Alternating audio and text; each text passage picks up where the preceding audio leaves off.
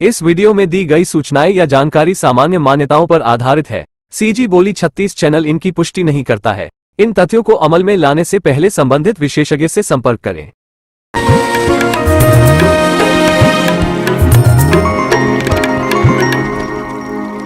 जिन जिन स्थलों पर माता सती के अवशेष गिरे वहीं शक्तिपीठों की स्थापना हुई, उनमें से दंतेवाड़ा एक है। कहा जाता है कि यहाँ माता सती के दांत गिरे थे।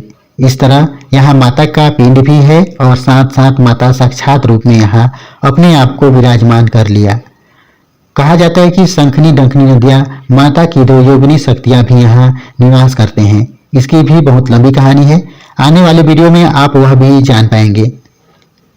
मंदिर का इतिहास हजारों साल पुराना है। वारंगल के चालुक्य नरेश अन्नम देव को वारंगल राज्य से निर्वासित कर दिया गया था। जब वे गोदावरी नदी को पार कर रहे थे तब माता की प्रतिमा मिली। तट पर अन्नम देव ने उस प्रतिमा को रखकर पूजा करने लगे। इसी दौरान देवी साक्षात प्रकट हुई और अन्नम देव से कहा कि मार्ग पर आगे बढ़ते जाओ, मैं तुम्हारे पीछे पीछे चल रही हूँ। जहां तक जाओगे वहां तक तुम्हारा राज्य का विस्तार होगा, लेकिन एक शर्त है कि तुम पीछे मुड़कर नहीं देख सकते हो। अगर पीछे मुड़कर देखोगे तो वहां पर मुझे स्थापित करना होगा। इस तरह राजा अन्नमदेव ने अपने विजय अभियान के लिए आगे बढ़ता चला गया। सन 1313 ईस्वी में बीजापुर होते हुए बारसूर पहुंचा था। कई दिन और रात चलते रहे। 1314 ईस्वी में बारसूर के युद्ध में अन्नमदेव ने अंतिम नागवंशी राजा हरिश्चंद्र देव को पराजित कर बस्तर में नए राजवंश की स्थापना की। किंवदंती है कि राजा ने अपने पीछे साक्षात माता के चलने का अनुमान पायल की घुंघरू की आवाज के साथ लगाना शुरू कर दिया। वह आगे बढ़ता चला गया। जब नदी के तट पर रेत या मिट्टी में दब जाने से देवी के पैरों के घुंघरू की आवाज सुनाई पड़ना बंद हो गई, तब उन्होंने पीछे मुड़कर देखा, यह सोचकर कि शायद मेरा साम्राज्य यहीं तक होगा। तभी देवी ने चलना बंद कर दिया। तब देवी ने कहा, राजा अन्नमदेव, मैंने तुम्हें एक बात बताई थी कि कुछ भी हो जाए पीछे मुड़कर मत देखना, पर तुमने देख लिया। अब मैं तुम्हारे साथ आगे नहीं चलूंगी। राजा इस बात पर दुखी हो गया और माता से आगे चलने की प्रार्थना करने लगा। तब माता ने एक पवित्र वस्त्र देकर कहा कि यह वस्त्र जितनी भूमि ढकेगा वह तुम्हारा पूरा राज्य क्षेत्र बन जाएगा। राजा ने वस्त्र फैलाकर जितनी भूमि को ढक पाया वह पूरा क्षेत्र राजा का राज्य क्षेत्र बन गया। इसी कारण से इस जिले का नाम वस्त्र से वस्त्र पड़ा। इस तरह माता के वरदान से राजा अपने राज्य का विस्तार किया। मंदिर का पुजारी होने का भी वरदान पाया। वचन के अनुसार देवी को उसने शंखनी और डंकनी नदी के संगम के निकट तट पर स्थापित कर दिया। उसने वहां एक मंदिर बनवा दिया। तब से देवी माँ वहीं विराजमान है। मंदिर में माता साक्षात काली के रूप में है, इसलिए प्रसाद स्वरूप बलि चढ़ाई जाती है। 1883 ईस्वी तक यहाँ नर बलि होती रही है। 1800 ईस्वी में बस्तर रियासत भोसले शासन के नियंत्रण में आ गई थी। नरबलि के संदर्भ में बताया जाता है कि उन दिनों दंतेश्वरी शक्तिपीठ में 3 वर्ष के अंतराल में नरबलि समारोह आयोजित किया जाता था। इसलिए अंग्रेज अफसरों की नजर दंतेवाड़ा मंदिर पर थी। उन्होंने गुप्तचर भेजा। 23 सितंबर 1825 ईस्वी को राजा महिपाल देव जगदलपुर से रथारूढ़ होकर दंतेवाड़ा पहुंचे थे। रात 12 बजे गुप्तचरों तथा कुछ स्थानीय व्यक्तियों ने छिपकर नरबलि का रहस्यमय भयानक दृश्य देखा।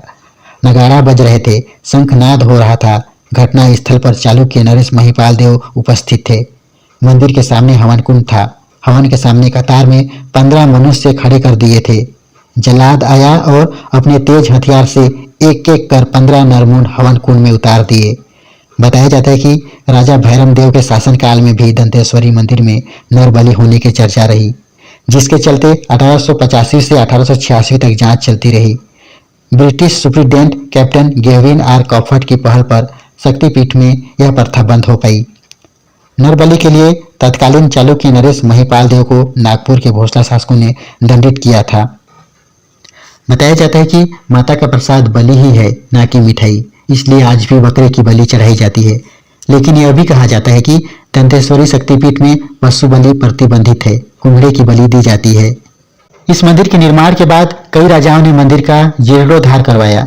सबसे पहले वारंगल के अर्जुन कुल के राजाओं ने करवाया। उसके बाद 1932-33 में महारानी प्रफुल्ल कुमारी देवी ने करवाया।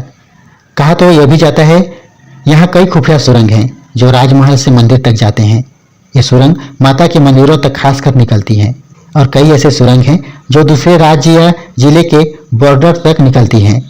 ये सुरंगें राजा और मूर्तियों को किसी आक्रमणकारियों से सुरक्षित बचाने और उन्हें निकालने के लिए रास्ते बनाए गए थे।